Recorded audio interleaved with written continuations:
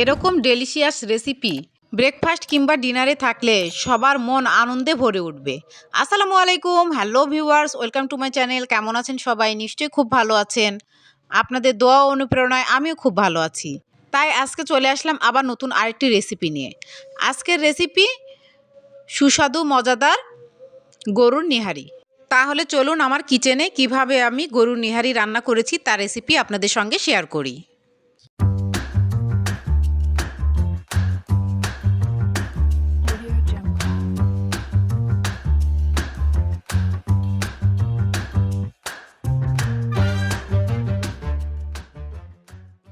এখানে গরুর পা কেটে ধুয়ে রাখা আছে। এবার রান্নায় চলে যাব। তার জন্য একটি কড়াই চুলায় বসিয়ে দিয়েছি। হাফ কাপ পরিমাণ সরিষার তেল দিয়ে দিলাম। পুরো রান্নাটাই আমি সরিষার তেল দিয়ে করব। 2 কাপ পরিমাণ পেঁয়াজ কুচি ঢেলে দিলাম। এবার নেড়েচেড়ে ভালোভাবে তেলের মধ্যে ভেজে নিব। পেঁয়াজগুলোকে ভাজতে ভাজতে আমি একদম বেরেস্তা করে নিয়েছি। এবার এই বেরেস্তাগুলোকে একটি প্লেটে তুলে নিচ্ছি। এবার ওই তেলের মধ্যে 2টি শুকনো মরিচ ভেঙে দিলাম। এরপর কেটে রাখা কাঁচামরিচগুলো ঢেলে দিলাম। কাঁচামরিচ থেকে সুন্দর একটা ফ্লেভার বের হলে দিয়ে দিলাম 1 টেবিল চামচ আদা বাটা, 2 টেবিল চামচ পেঁয়াজ বাটা, 2 টেবিল চামচ রসুন বাটা, 1 টেবিল চামচ জিরা বাটা, হাফ কাপ গরম পানি অ্যাড করে দিলাম। নেড়েচেড়ে মিক্সড করে দিলাম।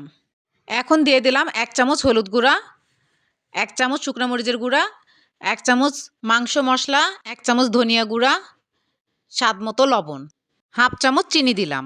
চিনিটা দিতে না চাইলে স্কিপ করতে পারেন, তবে দিলে টেস্ট ইনহ্যান্স করে। এবার নেড়েচেড়ে মশলাগুলোকে মিক্সড করে দিলাম। মশলাগুলোকে খুব ভালোভাবে কষিয়ে নিতে হবে। মশলা খুব ভালোভাবে কষানো হয়ে গিয়েছে, তেল উপরে উঠে এসেছে। এবার নিহারিগুলো একটা একটা করে মশলার মধ্যে দিয়ে দিলাম। এবার নেড়েচেড়ে মশলার সঙ্গে ভালোভাবে মিক্সড করে দিলাম। এখানে পানির কোনো মাপ করব না, যেহেতু গরুর নিহারি বয়েল হতে অনেক সময় লাগবে, সেজন্য কড়াই ভরে গরম পানি ঢেলে দিলাম। আবার নেড়েচেড়ে ঢাকনা দিয়ে ঢেকে দিলাম। নিহারিতে দেওয়ার জন্য কিছু মশলা গুঁড়া করে নিব। সেজন্য গরম মশলা, 1 চামচ ধনিয়া, 1 চামচ গোটা জিরা, কয়েকটি গোলমরিচ একসঙ্গে ভেজে নিলাম। আবার ঢাকনা খুলে নিহারিটা একটু নেড়েচেড়ে উল্টোপাল্টে দিব, তাহলে সমানভাবে বয়েল হবে। আর চুলার আঁচটা আমি লো ফ্লেমে রেখেছি। যেহেতু আমি কড়াইয়ে রান্না করছি, প্রেসার কুকারে রান্না করছি না, সেহেতু আমাকে লো ফ্লেমেই রান্না করতে হবে। তাহলে খুব ভালো বয়েল হবে এবং খেতেও টেস্ট লাগবে। আবার ঢাকনা দিয়ে ঢেকে দিলাম।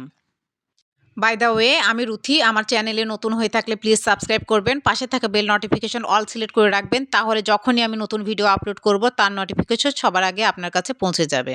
লাইক কমেন্ট করবেন, ভালো লাগলে ভিডিওটি বন্ধুদের মাঝে শেয়ার করে দিবেন। যারা ফেসবুক ও ইনস্টাগ্রাম থেকে দেখছেন প্লিজ পেজটাকে ফলো দিয়ে রাখবেন, লাইক কমেন্ট এবং বন্ধুদের মাঝে শেয়ার করে দিবেন। যারা already like comment share subscribe এবং ফলো দিয়েছেন তাদেরকে ম্যানি ম্যানি থ্যাঙ্কস। আজকে আমার চ্যানেলের এই ভিডিওটি যিনি ফার্স্ট ভিজিট করছেন তাকেও ম্যানি ম্যানি থ্যাঙ্কস। আমার অন্যান্য রান্না দেখতে চাইলে প্লেলিস্টে ক্লিক করবেন, আমার সব রান্না দেখতে পেয়ে যাবেন। নতুন কোনো রান্না দেখতে চাইলে অবশ্যই কমেন্টে আমাকে জানাবেন, আমি ট্রাই করব। এখন ভেজে রাখা পেঁয়াজ পেস্ট করে এনেছি, সেটা তরকারির মধ্যে দিয়ে দিলাম। ভালোভাবে মিক্সড করে দিলাম। এতে নিহারির স্বাদ এবং গন্ধ দুটাই বেড়ে যাবে।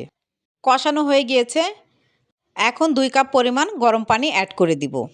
তাহলে ঝোলটা একটু পাতলা হবে, রুটি বা পরোটার সঙ্গে খেতে ভালো লাগবে। নেড়েচেড়ে মিক্সড করে দিলাম এবং ঢাকনা দিয়ে ঢেকে দিলাম। 10 মিনিট পর ফিরে আসলাম। ভেজে রাখা গোটা মশলাগুলো গুঁড়ো করে এনেছি, এবার নিহারির উপর দিয়ে ছড়িয়ে দিলাম। কি সুন্দর গন্ধ বেরিয়েছে, না খেলে মিস করবেন। আমার রেসিপি ফলো করে অবশ্যই ট্রাই করবেন এবং কমেন্টে আমাকে জানাবেন কেমন হয়েছিল। আমার নিহারিটা খেতে তো খুবই মজা হয়েছিল। আমি 3 ঘন্টা কড়াইয়ে লো ফ্লেমে ঢাকনা দিয়ে ঢেকে রান্না করেছি। এত সুন্দর নরম হয়েছে, হাত দেওয়ার সঙ্গে সঙ্গে এই মাংসগুলো খুলে আসছে। নামানোর আগে নিহারির উপর দিয়ে কুচি করে কেটে রাখা ধনিয়া পাতা ছড়িয়ে দিলাম। এবার 2 মিনিটের জন্য ঢাকনা দিয়ে ঢেকে দিলাম। নিহারির রান্নাটা অলমোস্ট রেডি হয়ে গিয়েছে। নিহারিগুলো আমরা পরোটা দিয়ে খেয়েছিলাম, তার জন্য পরোটা রান্নাটা আপনাদের সঙ্গে শেয়ার করছি। এক পাশ হয়ে গিয়েছে, উল্টে দিচ্ছি আর এক পাশ ভাজার জন্য। আমি গোল করে পরোটা বানিয়েছি। আপনারা চাইলে 4 কোনা বা 3 কোনা পরোটা বানাতে পারেন। এবার 1 টেবিল চামচ ঘি দিলাম। খুন্তির মাথা দিয়ে ঘিগুলো পরোটার উপরে ছড়িয়ে দিচ্ছি। এবার উল্টে দিলাম আরেক পাশ ভাজার জন্য। আবার 1 চামচ ঘি দিয়ে দিলাম। পরোটার 2 পাশ খুব ভালোভাবে ভেজে নিব। 2 পাশ লাল লাল করে ভাজা হয়ে গিয়েছে। এবার একটি প্লেটে তুলে নিলাম। এইভাবে আমি সব পরোটাগুলো বানিয়ে নিয়েছিলাম। নিহারি দিয়ে এই ঘিয়ে ভাজা পরোটা আমরা খেয়েছিলাম। কি যে মজা! না খেলে বুঝতে পারবেন না। অবশ্যই বাসায় ট্রাই করতে হবে। আমি নিহারিটা পরিবেশন করে দেখালাম। দেখে যে কি লোভনীয় লাগছে, খেতেও তেমনই টেস্ট হয়েছে। আমরা গরম গরম খেয়ে নিয়েছিলাম। খুব ভালো লেগেছিল। নিউ ভিডিও দেখার ইনভাইট করে আজকে বিদায় নিচ্ছি। ভালো থাকবেন, ভালো রাখবেন, আমার জন্য দোয়া করবেন। আল্লাহ হাফেজ।